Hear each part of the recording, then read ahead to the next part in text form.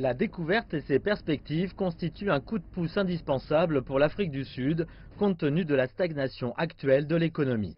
L'Afrique du Sud est un importateur net de pétrole et de gaz. Nous enregistrons environ 20 milliards de dollars que l'Afrique du Sud dépense pour importer des produits pétroliers et gaziers en un an. Alors bien sûr, disposer de ressources locales sud-africaines pour pouvoir alimenter l'économie sud-africaine est une bonne nouvelle.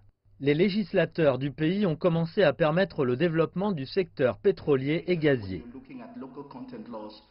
Nous pensons en particulier que l'Afrique du Sud doit faire plus pour que les sociétés de services puissent utiliser l'environnement de la chaîne de valeur de l'industrie du pétrole et du gaz au bénéfice de l'homme du commun en Afrique du Sud.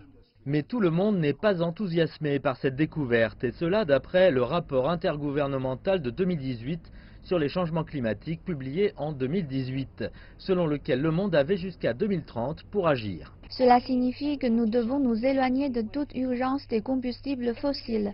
Si nous le faisons, nous ne devrions pas rechercher de nouveaux combustibles fossiles où que ce soit.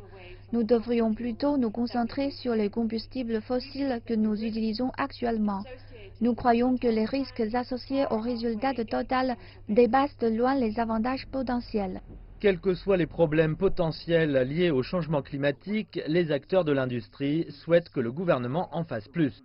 Ce que le gouvernement doit faire, c'est simplifier la réglementation du secteur pétrolier et gazier pour s'assurer que le plus grand nombre possible de sociétés disposent du type de technologie appropriée pour forer et donner à l'Afrique du Sud les ressources énergétiques dont elle a besoin.